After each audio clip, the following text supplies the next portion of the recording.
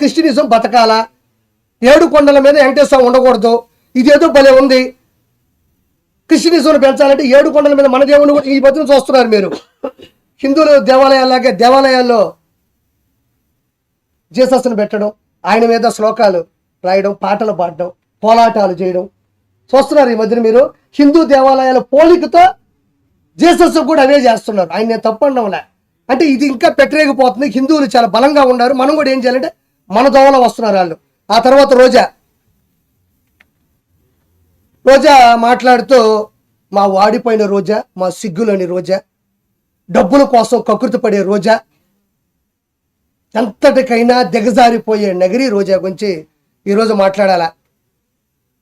నిజంగా చెప్తా ఉన్నా, ఒక రోజుకి 75 లక్షల రూపాయలు వైవి సుబ్బారెడ్డి నగరి రోజా కలిసి షేర్ చేసుకున్నారు. ఇది వాస్తవమైన పాట. మీరు కూడా షాక్ అవుతారు. 75 లక్షల రూపాయలు తిరుమల తిరుపతి దేవస్థానంకి గూడ్స్ బండి ఒకటి వేసుకెళ్తుంది. నా అంతటి లేదు తాళ్లపాక అన్నమయ్య. ఆయన ఎట్టలేడు కింద నుంచి. మీరు అన్నమయ్య సినిమా చూస్తే నాగార్జున గారి క్యారెక్టర్ అది, తర్వాత రోజా క్యారెక్టర్ అది. వెళ్ళి రోజుకి 75 లక్షల రూపాయల వైవి సుబ్బారెడ్డి, రోజారెడ్డి ఇద్దరు కలిసి పంచుకున్నారు. ఆ తర్వాత ఈ మనిషి ఏది పేపర్లో రాసిస్తే అదే చూసి చదవడం అనేది రోజాకి బాగా అవసరం. నిన్న కూడా మాట్లాడుతూ ఉంది, నేను ఒక తిరుపతి అమ్మాయిగా అనింది. మా అమ్మ వయసు ఉంటుంది ఆవిడికి, మా అమ్మ వయసు రోజాకు ఉంటుంది, తిరుపతి అమ్మాయి అంట. ఇంకా మీకు వయస్సులు కావాలా, నాజూకుతనాలు కావాలా? ఇదేమో కర్మ ఇది. ఇప్పుడు ఒకరిని ఆంటీ అంటాం, ఒకరిని అమ్మాయి అంటాం, ఒకరిని చిన్న పిల్ల అంటాం, ఇంకొకరి వృద్ధురాలు అంటాం, వృద్ధాప్యం అంటాం, వయసుకు వచ్చింది అంటాం.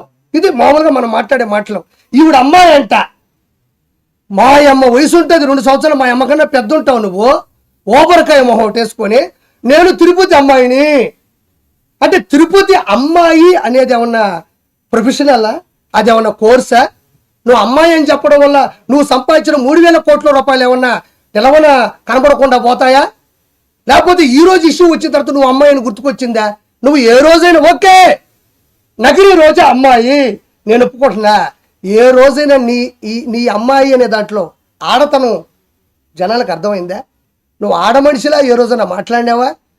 ఒక ఆడ మనిషి ఎలా అనుకోగా ఉండాలో, ఎలా నెమ్మదిగా ఉండాలో, ఎంత స్థిరత్వంగా ఉండాలో, ఎంత నిశ్చలతనంతో ఉండాలో రోజా ఏ రోజైనా ఆంధ్రప్రదేశ్ కానీ ఉభయ రాష్ట్రాల్లో నగిరి కావచ్చు, చంద్రగిరి కావచ్చు, ఎక్కడ నిలబడినా కూడా పవన్ కళ్యాణ్ గారిని పట్టుకొని గాడిద.